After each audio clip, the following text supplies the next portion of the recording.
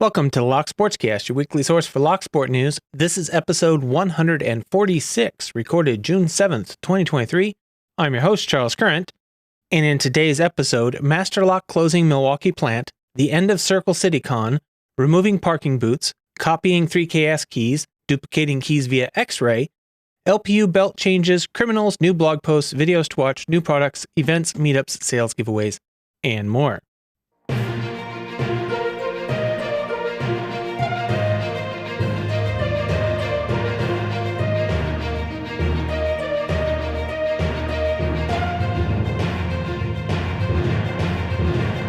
You can subscribe to the audio version of this show on most podcast apps and at thelocksportscast.com. You can subscribe to the video version on YouTube, Odyssey, Rumble, or Apple Podcasts. Links to stories discussed will be in the show notes. Some apps limit the length of show notes and the ability to post full links, but you can always find full show notes with all of the links at thelocksportscast.com. First off, I apologize for the skipping a show last week. I didn't plan my weekend properly, and I ran out of time to get the episode done with all the other stuff that I had to get done. And this week's episode will probably be a bit long because of that. A few extra things thrown in here, even leaving a bunch of stuff by the wayside. So it's probably going to be a bit of a long show and might be a little difficult to listen to because I'm having a hard time talking this week. I don't know why. Anyway, so first up in the news, Master Lock plans to close its Milwaukee manufacturing plant in March of 2024. And in a statement provided announcing that closure, they say, this decision is not a reflection of the skills, performance, or commitment of the Milwaukee workforce, and it is not made lightly. Rather, this is an opportunity to continue to enhance our supply chain resilience, maximize potential growth of the business, and maintain our competitiveness into the future. In a statement sent to a local news channel, a spokesman said that it will fully transition its manufacturing from the Milwaukee plant to its other North American and global manufacturing operations, as well as external suppliers. The company also said that it is committed to helping all of the displaced workers throughout the process by working closely with the UAW Local 469 during effects bargaining to ensure a smooth transition. And Mayor Cavalier Johnson issued a statement in which he says, "I am enormously disappointed by the impending closure of the Master Lock facility. It's a slap in the face to hardworking Milwaukee employees. They certainly deserve greater respect and appreciation from their company. Less than a decade ago, Master Lock invited President Barack Obama to the same facility to celebrate the inshoring of jobs. Now the company is going the opposite direction, defying the trend of growing manufacturing jobs in the United States."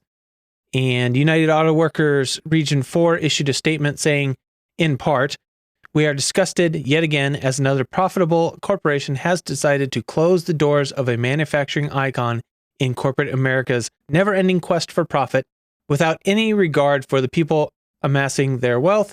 And Master Lock was founded originally in Milwaukee in 1921. In the 80s and 90s, the company employed as many as 1,300 workers at its Milwaukee factory. But soon after that, Master Lock began outsourcing its production to China and Mexico, and the company also moved its headquarters to Oak Creek, a Milwaukee suburb, in 2003. In other news, out of Atlanta, a local entrepreneur claims he has the solution to freeing vehicles from metal parking boots. Christian Veretti is an Atlanta resident that says he has had his car booted more times than he can count, and he says, quote, "It just seems wrong. To me, it comes off as extortion. If I don't have $75, what am I supposed to do?" According to several articles, in Georgia, vehicles can only be booted if a community has an existing ordinance allowing the practice, and that is the case in Atlanta, where private property owners are required to post signage, and those doing the booting must always carry a permit. A couple of the articles also mention that there is a potential for scammers to illegally boot vehicles. So, Mr. Veretti has recently launched ATL Boot Key, which is a business where he is selling duplicates of many of the keys the booting companies use to immobilize vehicles in the Atlanta area. He says so far he's sold around 600 keys. He says there are maybe some 6 or 7 companies that boot. Says there are a few really big companies that have the majority of the contracts in the area, and he has keys for all of their boots. He says he's not doing this for the money. He says the ultimate goal is to put them out of business. He says, and I quote, "I want the boot banned. This is really just to raise awareness about getting the boot banned," end quote. According to one article, they say that the Atlanta Police Department says it is completely okay to get one of the keys and bust yourself out of a private lot. The only two ways you can get into trouble are if you steal the boot or cause damage. However, in another part of the same article, they show a picture of a public information announcement from the local Atlanta Police Department. And at the bottom of that, it says, "While owning a boot key is not illegal, here's what the public needs to know. It is not illegal to own a boot key. If you use the boot key to modify, tamper, or disengage a booting device from a vehicle, you can be charged with criminal trespass, theft of services, taking by theft, or damage to property second degree." So a little bit of confusion there. So if you do live in the Atlanta area, I would recommend that you follow some of the links in the show notes and check out your local ordinances, maybe talk with your local police department before you would even think about removing the boot. Or just do it and take your chances. Which is apparently what a couple of girls called the Boot Girls are doing. These two women are challenging Atlanta's parking enforcement industry. They are doing so by purchasing keys from the ATL Boot Key site and using them to free booted cars around Atlanta for $50 each, undercutting the official boot removal fee of $75 per day. I will link that article in the show notes as well. That was by NPR. Sounds like a lot of pushback happening in Atlanta to the practice of booting vehicles. And then this next story, I didn't know where to put this, but Multipick is having a summer contest to win one of their new Multipick Eris disc detainer and dimple lock opening systems. This is a really expensive system, and they say that the way you enter the raffle is by buying products during the campaign period, and everybody who purchases gets entries into the raffle. Full details can be found at links in the show notes if you're interested.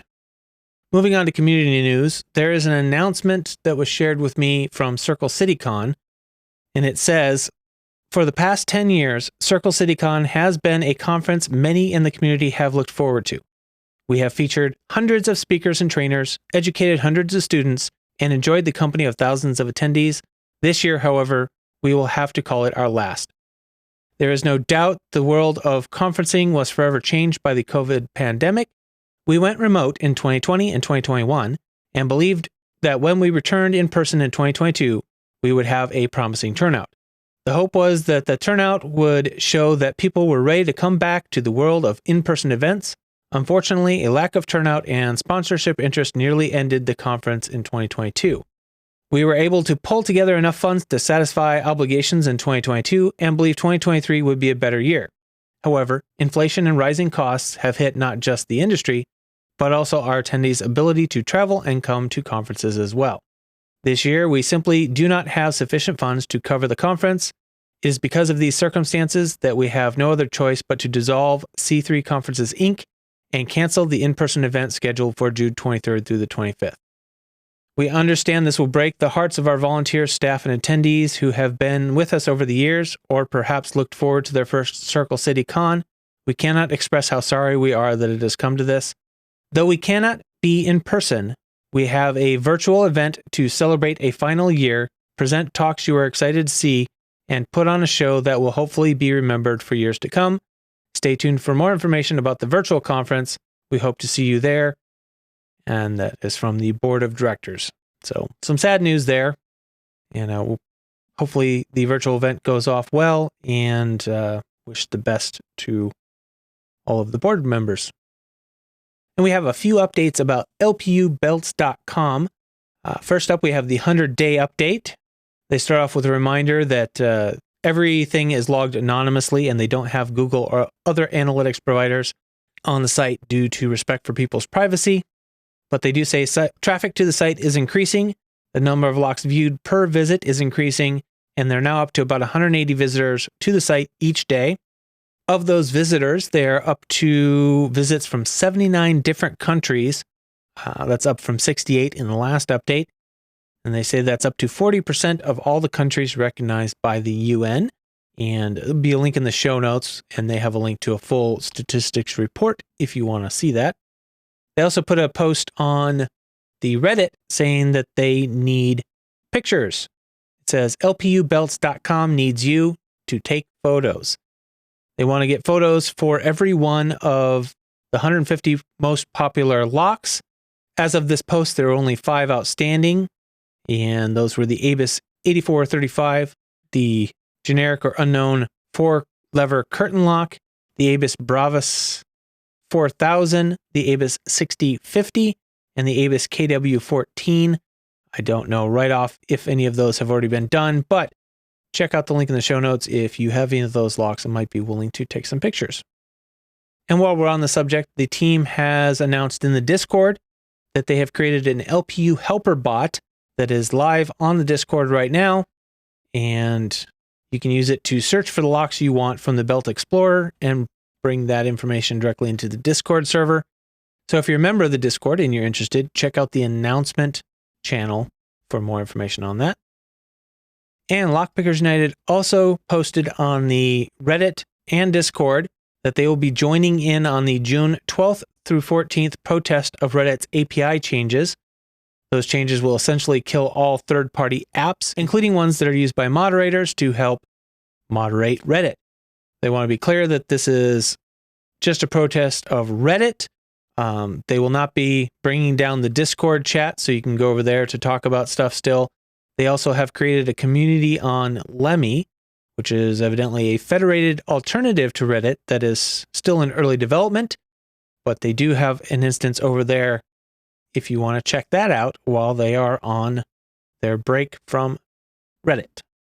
And over on Reddit, one user posted the question, "What say you all about the Covert Companion?"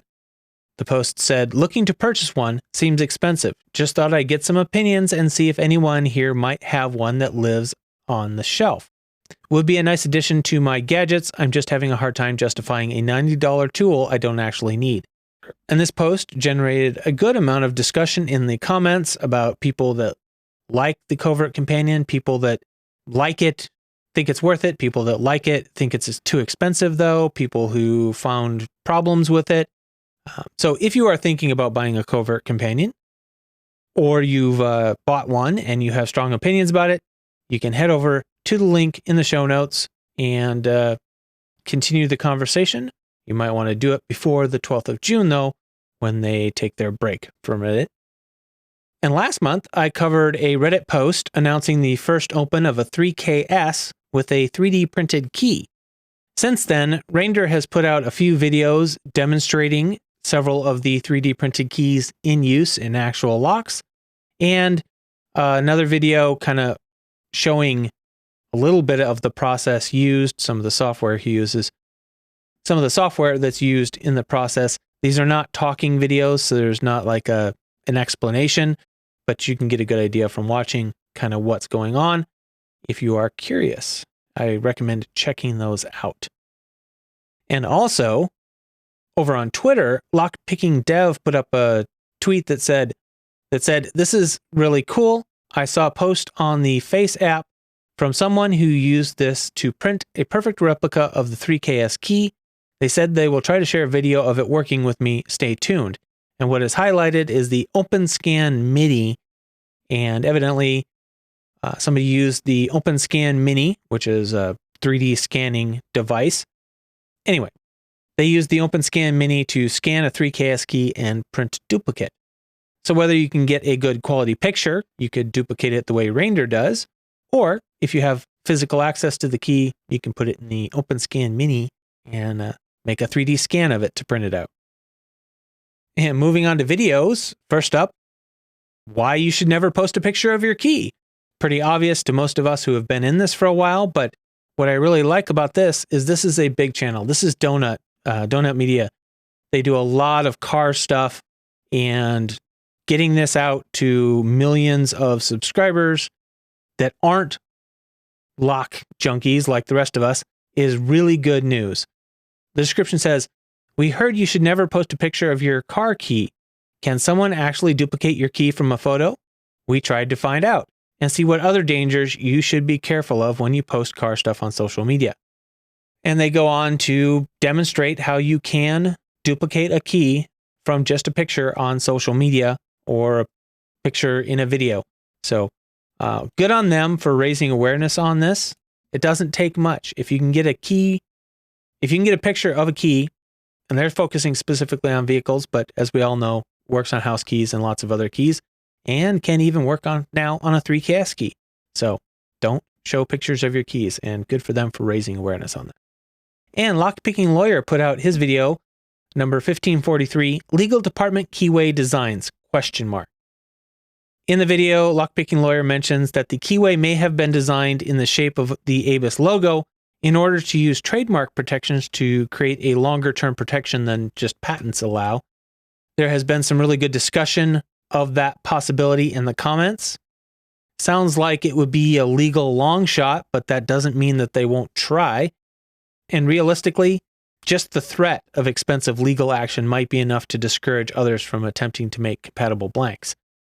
I'm sure there are not that many out there that people are going to want copies of. If you start making blanks, you don't sell very many, and then you got to fight a costly legal action against ABIS. Even if ABIS loses in the long run, it's expensive. Are you going to turn enough of a profit to pay for it? So while even if it isn't a great legal argument and it did lose in court, it might be enough of a bluff to help them protect their key blanks. That's my take on it. But if you want to get in on the talk, be sure to check out Lockpicking Lawyer's video and check out the comments. If you're looking for some impressive picking to watch, you can check out Panda Frog's video, Underwater Mastery, Picking and Gutting an American Lock Underwater with Precision. That's a long title. Anyway, it is a full pick and gut of an American lock while diving, underwater, wearing gloves and all, with sediment floating around to block his view. A very impressive accomplishment. So way to go, Panda Frog, and thank you to Jeff and Things for sharing that with the show. Moving on to blog posts. We have several new blog posts put up since my last episode. First off, Tools Black Bag has a post called May Contain Hackers 2022. And this post is highlighting the physical security content provided by Tool in the lockpicking village of May Contain Hackers 2022, including hands-on instruction, challenges, and several talks. Sounds like they had a lot of good stuff going on at that con. And they also put up another article called What Happens at a Tool Meetup. And I think the title of this one says it all. So if you've ever been curious what happens at a Tool Meetup, be sure to check out the blog post. LockJudge has a couple of new articles out as well. First up is Expert Tips, Lock Lubricants, Lock Care, and more. They say locks play a pivotal role in safeguarding our valuable assets, yet their maintenance often falls by the wayside. This guide serves as a comprehensive resource on lubricants for locks and lock care, highlighting the need for regular upkeep and the role of lubricants in enhancing the longevity and functionality of your locks. The second article they put up was called Myths About Lockpicking. They say lockpicking has been shrouded in mystery and misconception for as long as it has existed. People often associate it with criminal activity and assume that anyone who picks locks must be a thief or a burglar.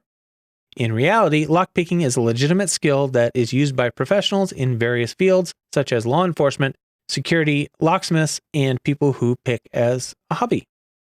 In this article, we will take a closer look at some of the most common myths and lies about lockpicking and separate fact from fiction. Links in the show notes to both of those, if either of those piqued your interest. And if you haven't already seen Lockpicking Lawyer do this on his channel, Sparrows has an article up called Lockpicking with Chemistry. They say gallium is a chemical element with the symbol Ga and an atomic number of 31. It is a soft, silvery metal that is in the same group as aluminum in the periodic table. Gallium has a low melting point, which is just above room temperature, making it a unique element with some interesting properties. One of those properties is that it can quickly turn aluminum housing of a lock into a brittle chalk-like substance. And then the article goes into a lot more detail about that. So if you're interested, link in the show notes. Moving on to products, we have a video that was posted by Rubber Band called An Announcement About Impressioning Handle, or The Town Crier Keeps Their Job. The description says, this is a new version of my impressioning handle. I go over some features, clear my voice box, and compare versus the older model. Please enjoy. The most significant change here is that the new handle is made of lightweight aluminum rather than steel, and talks about some of the changes that had to be made because of that. So look forward to that improvement coming up for sale. And Covert Instruments has a new add-on for the Covert Companion, the SSF Dimple Rake. The description says, after much research and experimentation, we believe this dimple rake to be the single most effective of its kind on the market today. Fits best opposite the SSF padlock bypass driver, and it goes for $9 on the Covert Instrument website. And over on Twitter, Tony Varelli put up a announcement of a new product. Said, many of you know I sell 3D printed items for Locksport on my site, 3dlocksport.com, and on eBay. Well, I decided there are other non-related items I want to sell now as well, so I opened an Etsy shop. Only one listing up so far, but check it out. The product is the Bitcoin Wallet Fridge Magnet. It says, are you ready to add a touch of retro humor to your kitchen? Look no further. Our novelty floppy disk Bitcoin Wallet Fridge Magnets, that's a mouthful, are the perfect blend of nostalgia and comedy. These unique magnets are made from authentic floppy disks that have been transformed into functional fridge accessories. Each magnet features an authentic floppy disk, complete with iconic sliding metal cover. While they may look like genuine Bitcoin wallets, we assure you there is no actual wallet data stored on these disks. The humor lies in the fact that magnets, as you may know, would render floppy disk data useless. Imagine the chaos if these were real Bitcoin wallets. Their value would be magically wiped away. Anyway, $19.99 on Tony's Etsy store. And then we have one more Reddit post that I put in the category of resources here. This is entitled One Approach to Getting Started, Picks, Locks, Tools, etc. It starts off by saying, I wrote this as a comment on a specific request from a prospective picker in the US, but it's also one of my general recommendations for folks looking to get started. But basically, it's a post of recommendations on getting started, what picks, locks, tools, etc. you should pick up. This is just one person's opinion, but it might be useful for new pickers getting started. So if you yourself are a new picker, be sure to check it out. If you are not, but you know somebody else and you don't want to make your own list to give them, you might point them this way. Moving on to events and meetups. First up, we have CircleCityCon reminder, June 23rd, now virtual, originally taking place in Indianapolis, Indiana, but now virtual. Be sure to check out the last CircleCityCon if you have a chance. Lockfest EU, taking place September 23rd in Karlovy Vary, Czech Republic. Hack for Kids Grand Rapids, September 29th in Grand Rapids, Michigan. B-Sides Augusta, October 7th in Augusta, Georgia. B-Sides Jacksonville in Jacksonville, Florida on October 14th. The MLA Expo, October 20th in St. Quentin Gate, Telford, Shropshire. What a mouthful. St. Con, October 24th, Provo, Utah. ISSA Columbus, October 21st in Columbus, Georgia. And DEF CON 31, August 10th in Las Vegas, Nevada. Those are different cons, most of them security cons, but different cons that have some sort of locksport or physical security content promised.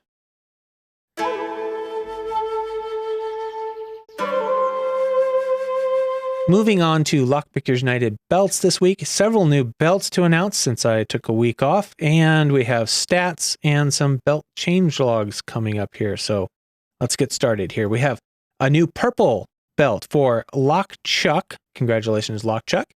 A new brown belt for Loose Shirt 6551. So congratulations to you on that.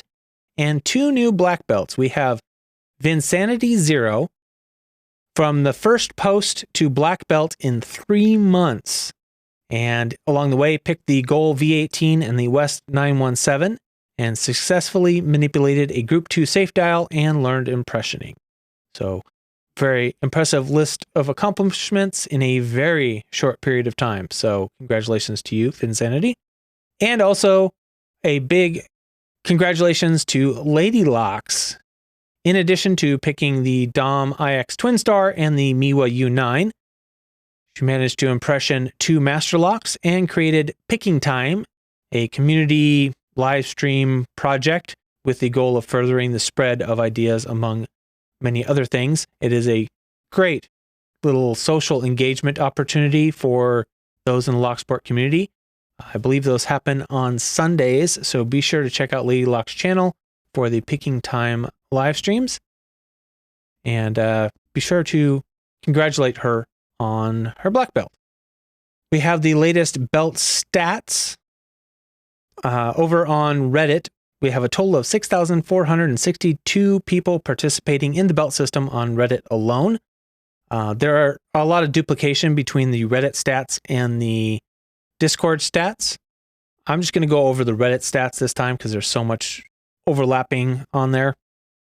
White belts, 1,059. Yellow belts, 1,761. Orange belts, 2,239. Green belts, 796. Blue belts, 266. Purple belts, 121. Brown belts, 65. Red belts, 49. And 106 black belts on the Reddit. And that is the biggest divergence is on the Discord. There are 52 red belts and 110 black belts. So there are just a couple more that are registered on the Discord than are on the Reddit itself. We also had some belt changes. A changelog was posted for changes between February and May. So first up here, we have 2 listings for multi-lock interactives with 4 pins.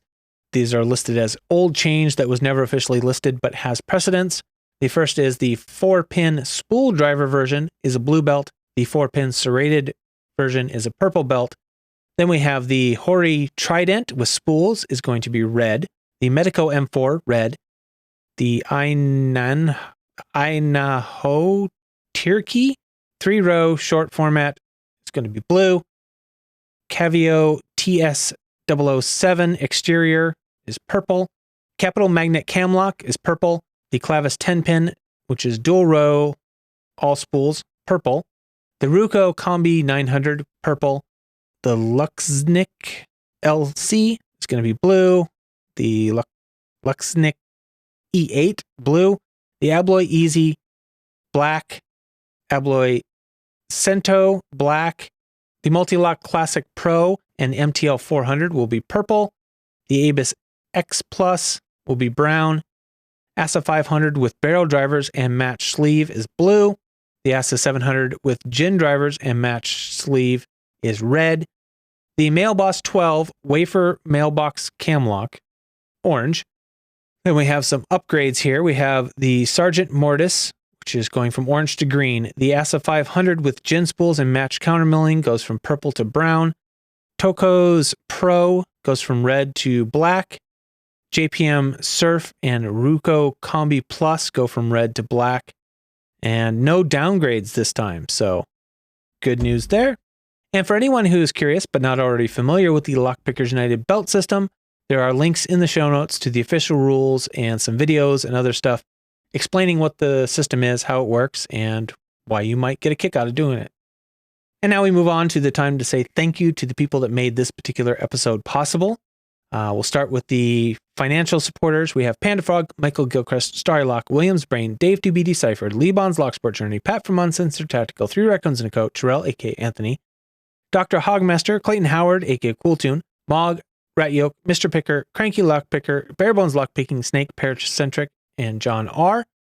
Chief Content Producer, who's the person who sent in the most information used in the show, is Terrell, aka Anthony. Other content producers, Barebones Lockpicking, Fireshaper, iFisk, I'm Gumby, Iona West, Jeff and Things, Jimmy Longs, Joshua Gonzalez, Callie2Callie, Lady Locks, Lock Judge, Lockpicking Dev, Norlin, Open Lock, Peace Weapon, Pocket Woman, Red Wanderer, Sep Clues, Tequila Dave, The Greenish One, and Tony Verley. Thank you to all of you for your support. This show would not be possible without that support. If you value this podcast, if you want to keep it going, the number one most important thing you can do is help out by sending in information. This show lives and dies by the information that is sent in by the community. So the number one most important thing you can do to help the show keep going is send in news, links, events, giveaway information, anything you have that the Locksport community might benefit from knowing or might just enjoy knowing. You can either send it to via email, podcast@thelocksportscast.com, or tag me in social media. If you don't have any news to share, but you still want to help out, there are other ways to help. You can share the podcast with your lockpicking friends. The more people that listen, the more people that are able to send in information. You can also help the show get discovered by trying to raise it in the rankings. You can do that by leaving review, comment, thumbs up, whatever the platform you listen on allows. Don't forget to subscribe on those platforms. And if you want to help financially, you're certainly welcome to do so. You can donate via PayPal, subscribe on Patreon or Subscribestar. You don't really get anything for it. So it's only out of the goodness of your heart. I don't make any promises for anything you will actually get out of it other than a few hours of early release on the audio version.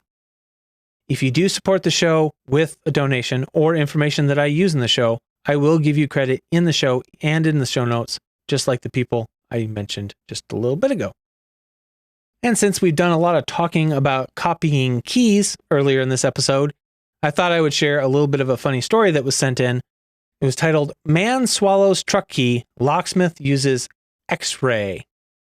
A gentleman named Arthur Richardson thought he'd pull a prank and pretend to swallow his friend's truck key. But the prank backfired when he plopped the key in his mouth and ended up actually swallowing it. Of course, his friend needed to use his truck. They tried several things, inducing vomiting, trying to flush it out other ways, but ended up going to the doctor. The doctor x-rayed his stomach and ended up getting a clear picture of the key. The doctor said the key currently poses no danger. They took the x-ray of the key to a locksmith who used the pictures to fashion a new key. So John Summers, owner of Al's Lock and Safe, said he had never made a key from an x-ray before, but he was successful in making a working key from the image on an x-ray. Again, proving, don't show people pictures of your keys and don't show them x-rays of your keys either. Moving on to criminal news, we have police make an arrest in commercial property break-in in Guelph, I'm not sure how you say this, Ontario, Canada. Police arrested a man in connection with break-in at a commercial property near Scottsdale Stone Road intersection. Police said that around 5:02 a.m., they were contacted regarding a break and enter in progress at a commercial property. A man had entered the underground parking garage of the property and was accessing the building through the elevators. Police arrived on scene and observed a man fleeing the building on foot. The male was arrested a short distance away. A search incident to the arrest revealed the man had break and enter tools, including lock-picking set and wire cutters, and mail not in his name. The 29-year-old male has been charged with multiple different crimes, and he is being held in custody pending a bail hearing as of the posting of this article. And next we move on to East Soberg in the Netherlands, I believe. And I'm probably ruining that pronunciation for them. Burglars tried to steal church safe in East Soberg. It says strangers tried to steal a safe from the Open Havenkirk in Oost Soberg. I don't know how, this is a translated article, by the way. They dragged the heavy safe outside, but ended up leaving it there. The burglary was discovered in the morning. When he arrived at the church, initially the main gate did not open. As he entered the church through another gate and through the back door, he saw rubbish on the floor. The safe had disappeared from the small room of the church where it was stored. He said that they had held a second chance market, a flea market, the day before, and there was almost 5,600 euros in the safe. In the end, the safe was located outside the building, inside the fence.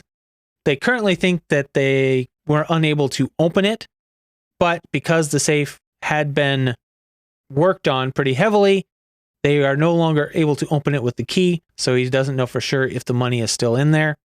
And looking at this, Google Translate is apparently translating door into gate. When it said initially the gate did not want to open, that should have been initially the door did not want to open, so we entered the church through the other door. And because the door would not open, they were forced to hold services outside later that day. I'm guessing that the thieves would not have bothered to try and relock the safe if they did get it open, so I'm hoping that their money is still in there and that the thieves were not able to actually access it, but you never know. All right, moving on to the sales section. We do have a few new ones in this section, so might be worth listening if you would normally skip it. We have the Red Team Tools has their discount page, discount items page, and there's a link to that in the show notes. Jimmy Longs has a 20% off discount code if you use the code TheLockSportsCast. So be sure to use that if you head over to jimmylongs.com for his wonderful picks. If you're shopping at 3D Locksport, you can get 10% off with the code LSCast10.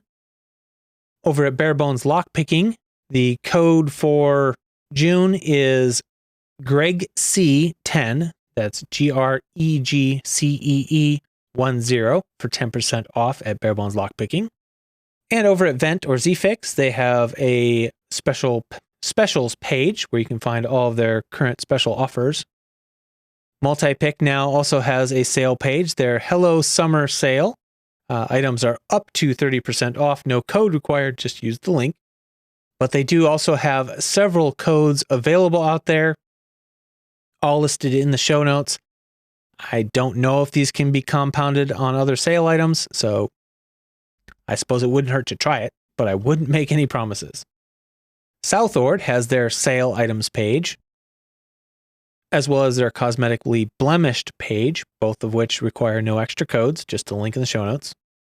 Over at Law Lock Tools, you can save 10% off if you use the coupon code provided by Review Guru over on Twitter. You can save on pouches and the Ridgeback set if they are still in stock by using the specific codes in the show notes for those. Peterson's has several discount codes out right now. One is for their Pro 1 tubular pick, 34% off the Pro 1 pick with the code listed in the show notes. And then they also have more of their mistakes. So they have their Peterson's Adams Wright Slim Jim, which was made out of the wrong metal. They have code available for that, and there's a little bit of a confusion. There's two codes. I'm not sure which one is the correct working one. So they're both in the show notes. And then their Ugly Pick Sale, which are a bunch of picks that have blemishes. A lot of them don't seem to have the correct profile from the pictures, stuff like that. Anyway, they're really cheap, but you have a $35 minimum purchase to use the code. So keep that in mind. Over at Artisan Ideas, you can use the code JASON to save on the Antique Lock and Keys, their History, Uses, and Mechanisms book that Jason recommends over there. We have the ever-present 15% off at Mako Locks if you use the code BYMAKO, and 10% off at UK Lockpickers if you use the code GIFT. As far as giveaways, we have the Lotto Lock Tuesday. Pocket Woman does regular giveaways as part of that, so be sure to check those out if you're into giveaways. And Lady Locks and friends quite often do giveaways as part of the Picking Time live streams, so be sure to check those out. And CLK Supplies does their weekly Lock Boss giveaway, as well as their bigger prize that they are doing, it looks like about twice a year right now.